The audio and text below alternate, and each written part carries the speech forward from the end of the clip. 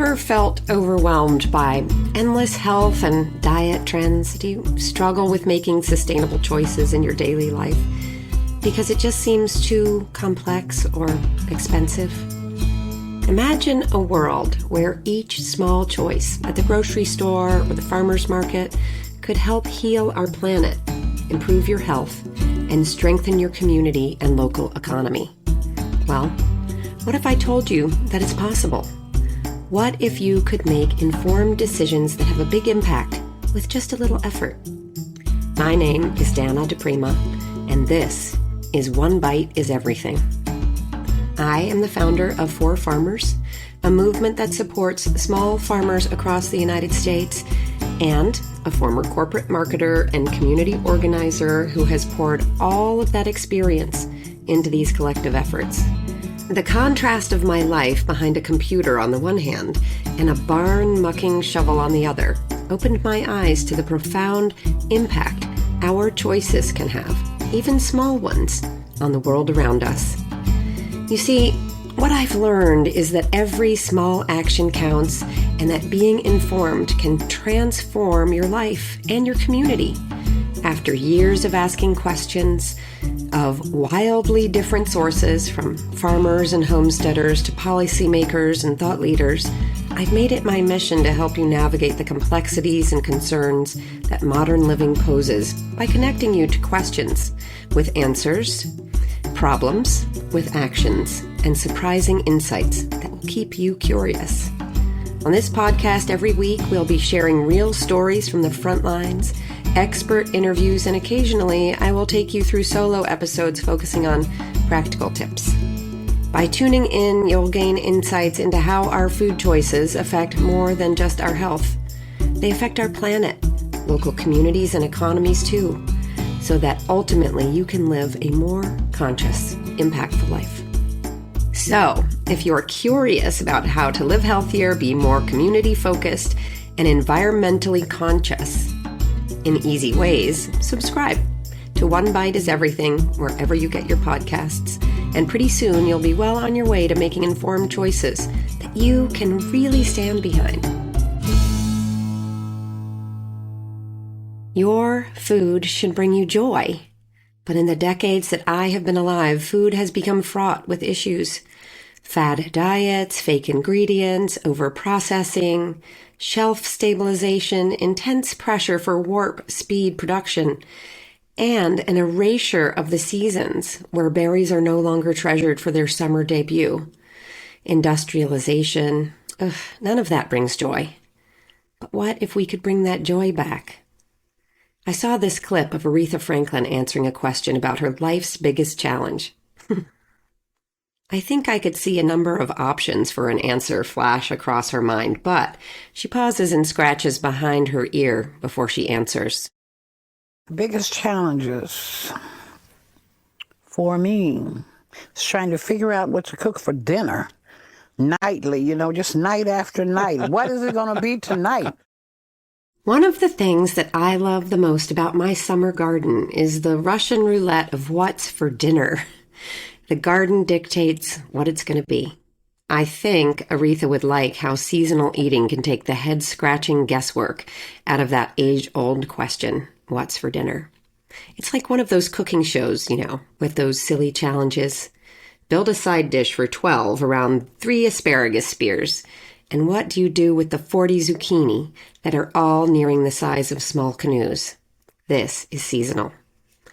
I'm not even going to mention the scare and then the big laughs a yoga class had the day after juicing the mother load of beets that arrived in our CSA. This is seasonal. We have become distanced from seasonal. And with that distance, joy has escaped like the helium from a birthday balloon. But there's a way to get it back. What if joy and good health and community and even more, but I don't want to overwhelm you just yet, what if that could all come together in one neat and tidy package? It can, and it does, and you can find it in your own community. If you can't, just email me and I'll give you a hand. Let's start with this, CSA. CSA stands for Community Supported Agriculture. It's a system where people in a community buy shares of a local farm's produce in advance. Then throughout the growing season, they get a regular supply of fresh fruits, vegetables, or other farm products directly from the farm. It's a way for consumers to support local agriculture and farmers while also getting access to fresh seasonal food. It's a business proposition. It helps the farmer bridge that seasonal gap between the exhausting abundance of a fall harvest through a quiet winter until they eke out that first spear or two of asparagus. But it's more than that. It's a relationship between the customer and the farmer, between that customer and the hows and whys the farmer follows to produce that food. It's a reality check with nature when the spinach bolts early in a heat wave. It's a joyful dinner experiment when the zucchini start popping. Let's go to the UP. I love this lingo. The UP is the Upper Peninsula of Michigan. There we meet young farmer Olivia Kingery of Pileated Farms. She, like many of the conversations that you have heard here, is one of the 78 For Farmers grant recipients from year one of the grants program. It's good to dive in and see how these farmers are making a difference in their communities. Let's go.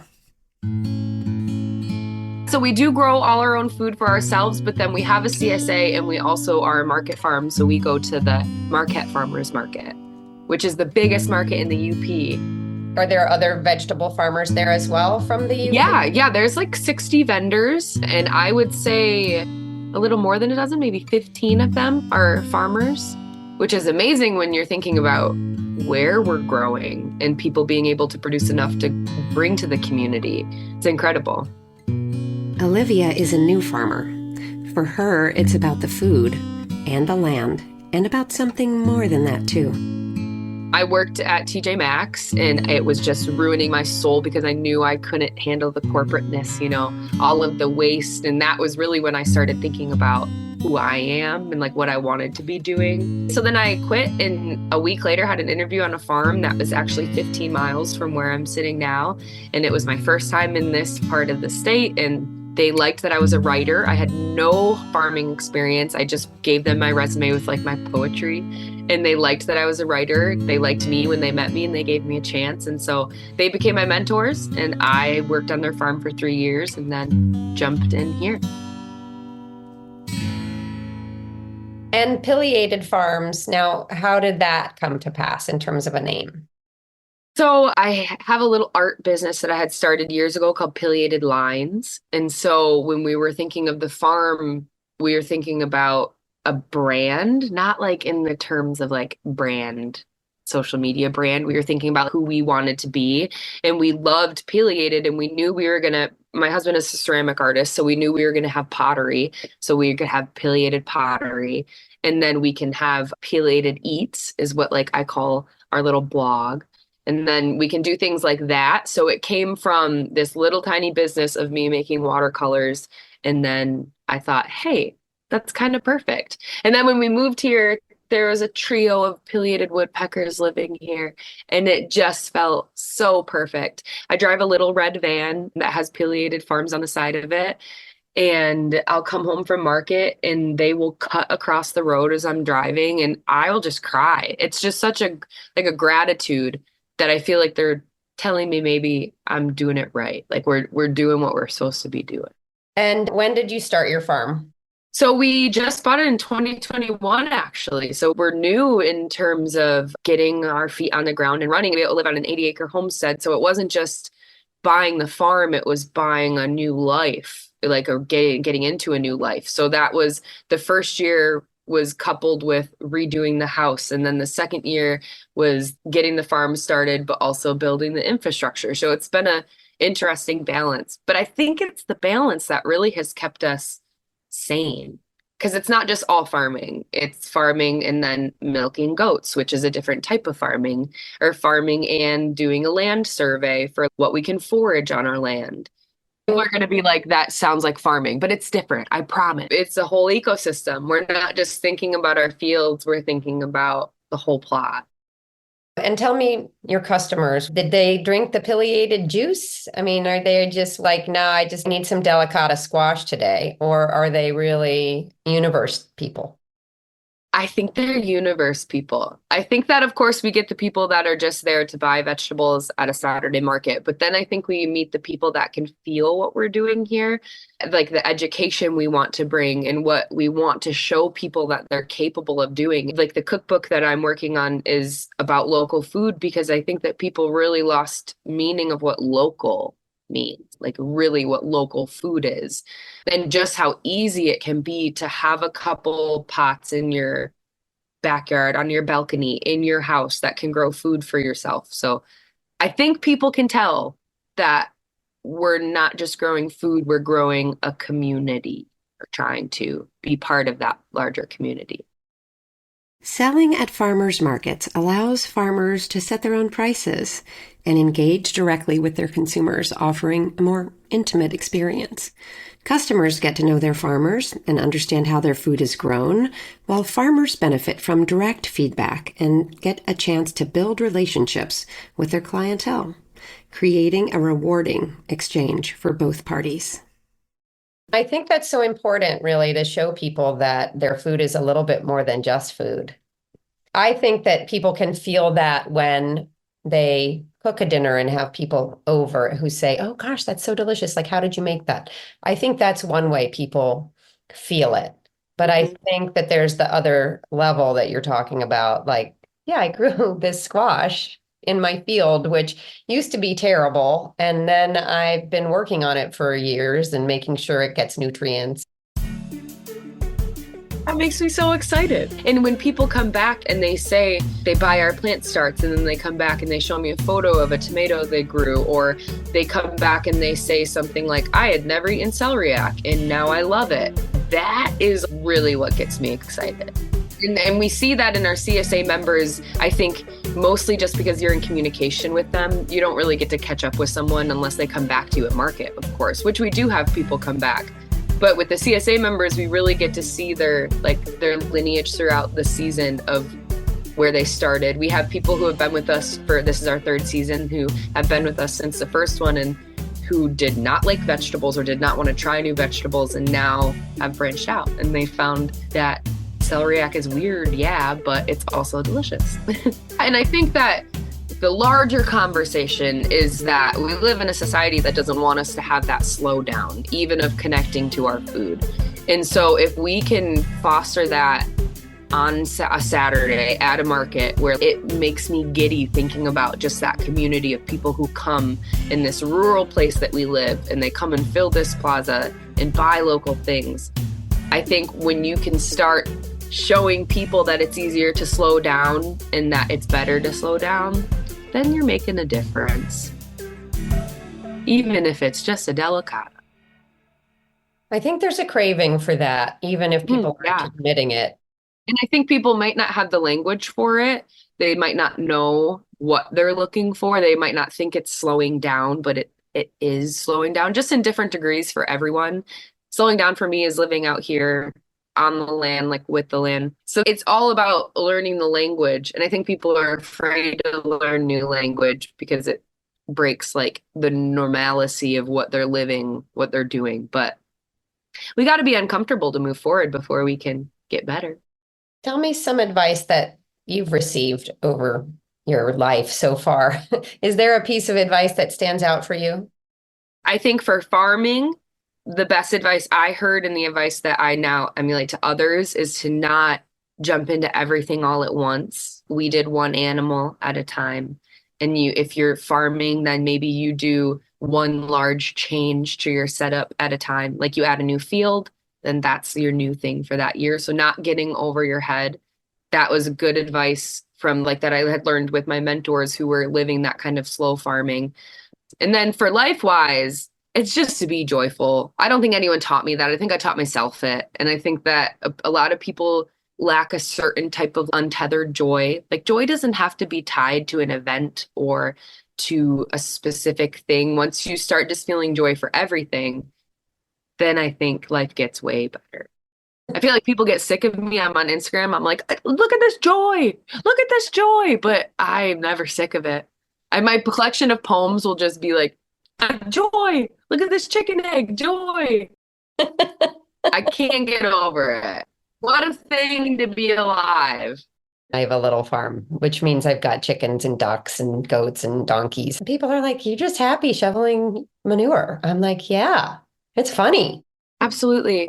You get to talk to yourself. You get to talk to your animal. Is that slow down? I mean, I think that's a slowdown. People don't know how to sometimes. And I think we are in a hurry, scurry all the time.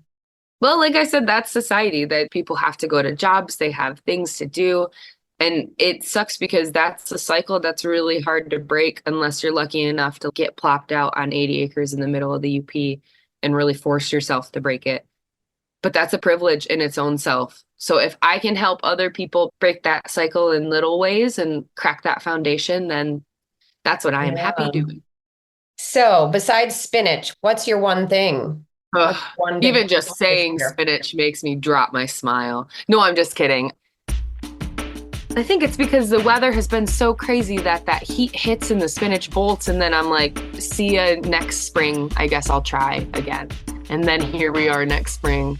We'll see if I'm going to try again. Okay, other than that, you're not going to be surprised to hear that it's lettuce. I don't enjoy growing lettuce, even though it's my favorite food, and I have it tattooed on me. And I still do not enjoy growing lettuce. Just a little side note here. Growing lettuce can be tricky because it's picky about the weather. It likes cooler temperatures and can bolt or stop growing if it gets too hot or too cold. Keeping the right amount of water is also important. Too much can cause rot. Too little leads to wilting. Bugs and diseases can be a headache, and lettuce prefers good soil and doesn't like competing with weeds. But with some attention, you can still grow some great lettuce. I'm getting better at it. I found my varieties. That's a good piece of advice to farmers, is to, like, once you find something you like, it's okay to just grow that and not have to try the newest, hippest thing. I love Crispino head lettuce, and that's a majority of what I grow every year now. The joy of what you love growing. I think that's a big thing. We don't grow things we don't eat because that doesn't fit what we want to be doing or what we can be doing. So lettuce, I have to learn to love it because I do love eating it. And your CSA members, do you have weeks where you have like a lot of, sometimes you get a CSA box and you're like, okay, it's a week of beets. Both as a customer and as a farmer, it's scary to think about. No, we've never had a week of beets, thankfully. Going into season 3 here, never had a week of beets. It takes a lot of planning. I think that's great for me because my brain is always running on like 30,000 cylinders. So the CSA takes up a lot of that in terms of, we send recipes every week. We send veggie tips on like how to keep them crisp or how to use them best.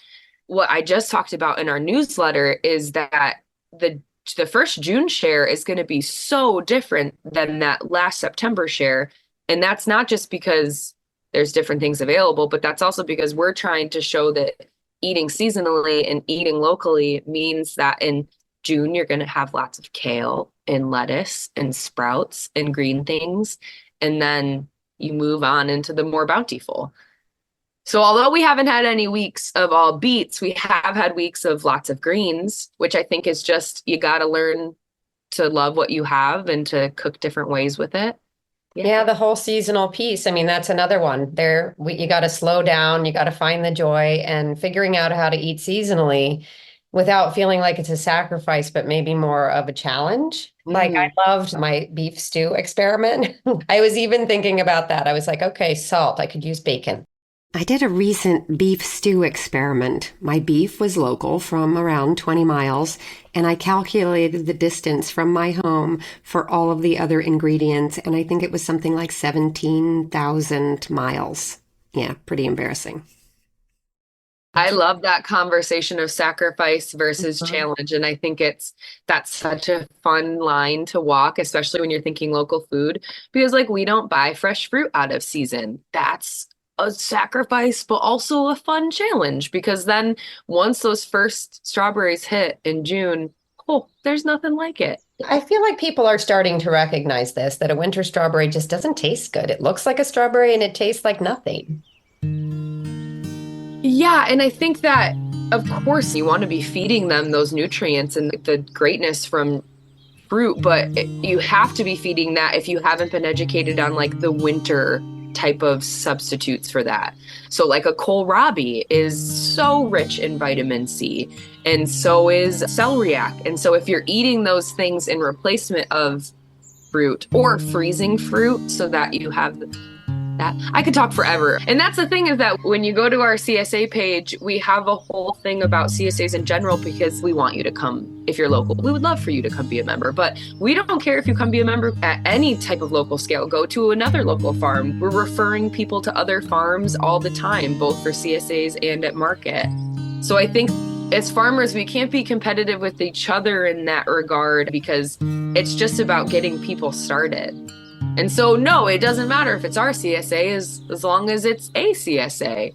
If you're trying a month of a CSA just to see what it's like, that sort of thing. People don't really know about it as like a practice. And then once they find out about it, people are like, oh my God, that sounds great. And so really it's that education of just getting people familiar with what it is.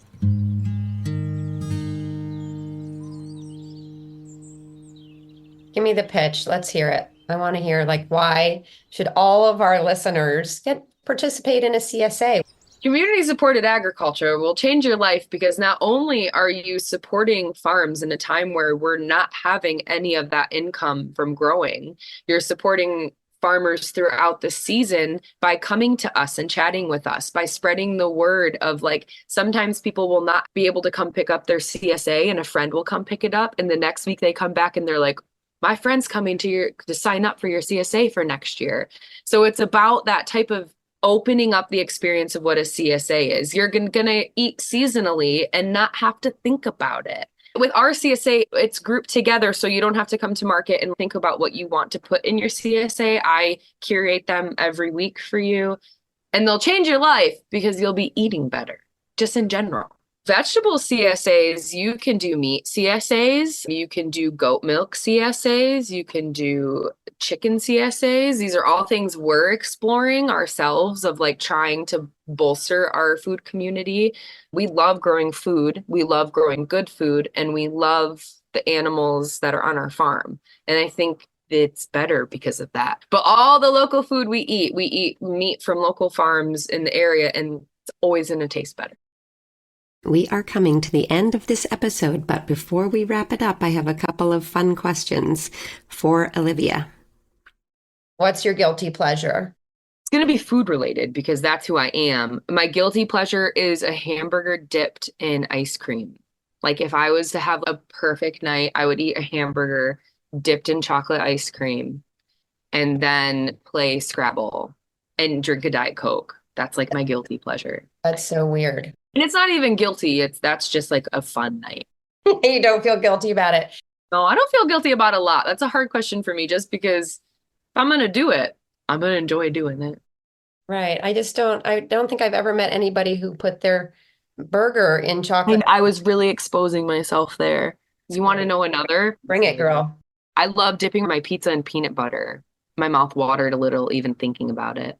Wow. Because I don't like cheese. I grew up not liking cheese. And so when they had pizza at school and that was all I had to eat, I learned to dip it in peanut butter. And then I just developed a love for it. I feel like you might have a go-to karaoke song. I do. It'd be 9 to 5 by Dolly Parton. Oh, come on. That's like my morning song that I put on to like get pumped up in the morning. Right now, I am hoping that you have a farmer like Olivia in your community or at your farmer's market. Someone who helps to connect you with the joy that comes from getting fresh, local, seasonal food. Maybe you are a part of a community-supported agriculture program. I don't know, I just like saying that better than CSA, because those 3 words are so important when you put them all together. Community, supported, agriculture. Oh, I love it.